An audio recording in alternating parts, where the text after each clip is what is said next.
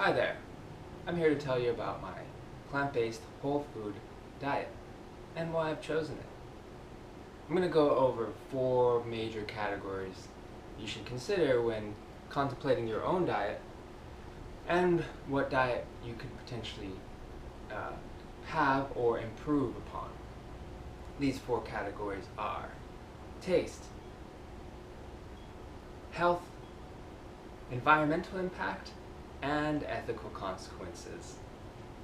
So by the end of this talk, you should have a sense of why I've chosen this diet, and if you agree with the diet, I think we'll have a little bit of camaraderie here. But if you have a different kind of diet, then maybe it'll help you think about some of these aspects and how you could make some improvements or adjustments. So let's get started. Let's start with taste. Now, I think taste is the first one because so many people eat food based on taste. They ask themselves, what would I like to eat? And then they think, whoa, it tastes good right now. And then they make the decision based on that. And that's fine, we have busy lives and we have the options that are available to us at any moment, and yeah, taste is a big deal. So, I'll admit that a lot of animal products taste good, but they don't feel good, and I include that in taste. Like if I eat something and it tastes good, and then it's like an hour later, I'm like, I don't feel good. That kind of connects to taste with me. So what's great about plant-based whole food is that it tastes amazing if you do it right.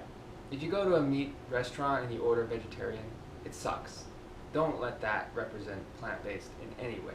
You have to go to a place that understands plant-based food to get delicious meals. Also, like with the mock meat products and mock, replacement plant-based products, you can get a lot of the same flavors that you can. If taste is a big deal, you can still be vegetarian and plant-based for the most part. It's questionable if you even say whole foods because, plant-based patty is a processed food and it's not healthy for you. So I lean towards plant-based whole foods, but part of the diet is that it has this flexibility to it, so that you can make exceptions and you can eat your cake, and it's part of the deal. But striving towards plant-based whole food is the concept, and making those choices when it's available. And just to go into taste more, like to start the day off with a smoothie that's made out of chia seeds, bananas, and spinach, and fruit, frozen fruit. It's delicious. It's easy to make, and it's a great way to start your breakfast or start your day or break your fast. It's delicious, it's nutritious, and doggone it, people like it. So that's just one of the ways that I'm amazed that eating plant-based. I mean, it's similar to eating ice cream first thing in the morning, but it's good quality ingredients. So taste all the way, and eat like cooking up sweet potatoes with broccoli and stuff. It all tastes amazing, and a lot of times it has to do with sauces anyway. So culinarily, plant-based whole food tastes the best to me, and is a competitor when it comes to some of these other tastes that are in the world. Moving on, health. We live in the 21st century, so we have access to the internet. We can look up scientific studies on this, and it's pretty clear that if you look at the research that our bodies are designed for plants. We have been herbivores for millions of years before we introduced cooked meat, only like 100,000 years ago or something like that.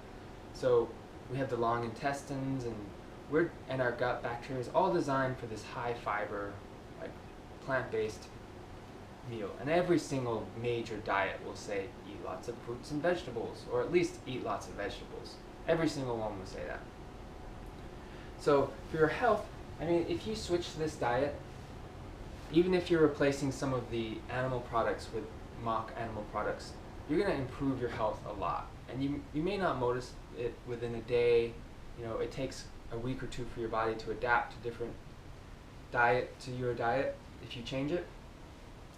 But a lot of these diseases that you get from meat and dairy and animal fats are all diseases that kind of build up over time. And you do have an opportunity to correct your diet, and you may not get those diseases like cancer and diabetes and Alzheimer's. But if you stay with a poor diet, an unhealthy diet, then you're going to get those, and that's how your life is going to end up. And so it's better to correct it early on and go plant-based as soon as possible, just to kind of make the second half of your life a little bit more enjoyable for everyone. So the next category is environment. When you look at the impact of the industrial farming has on the planet, it's pretty catastrophic. I mean, it's a major contributor to the CO2 and global warming, so much so that anyone who says they're an environmentalist would have to go plant-based, because you can't ignore the research on this. That if you buy, even if you just compare like similar foods like plant-based patty to a meat beef patty, the environmental impacts are so dramatically different. And so if you're eating these animal products on a daily basis, then your environmental impact is just a huge burden on this planet to everybody. And it causes major problems. And now that, maybe like 100 years ago, this wasn't the same discussion on the environment, because you go to a local farm and information was different and the resources available were different. But now we're in the 21st century. Environmental, if you think in that way, if you care about your community, if you care about the world your children or your grandchildren will grow up in, or the future generations, then this should be a major factor in your diet, and it has influenced my decision making dramatically. And the last category is ethics. Very similar to environmental, the ethical impact of eating food from an industrial farm is an atrocity. It is absolutely, it should weigh on people's souls. If ghosts existed, all of the animals that you had funded their atrocious life in a factory farm prison would haunt you for the rest of your life. So if you believe in ghosts, this would be a factor too, because they're floating around your head right now. But how you can make it right to the ghosts of the deceased past that you've eaten is by changing today, by admitting that, I was wrong. I was wrong by doing that. And that's connecting with your ethical values. Like, I don't want to fund these places, and I'm going to do everything in my power to block them from existing in the future. And the best way I can do that for right now is by choosing plant-based and talking about it with whoever is willing to listen.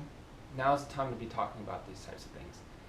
Diet is potentially the most influential thing that we do, because it's something it's something we take part in every day, and a large proportion of our money goes to it. So we should be discussing these topics now, especially in the midst of a pandemic caused by animal suffering and dietary desire for people to eat meat. This won't be the last pandemic if our population continues to eat meat in the way that we are doing now. So this is why it's so important to talk about.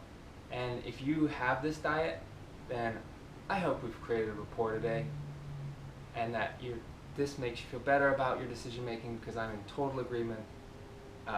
And if this is something that you currently aren't in alignment with, then I'd be happy to discuss it with you, talk about it more, learn about it, and then now's the time to be changing things up. We got to get into alignment with a certain way of living that we can live synergistically on the planet. And so that's what this is all about.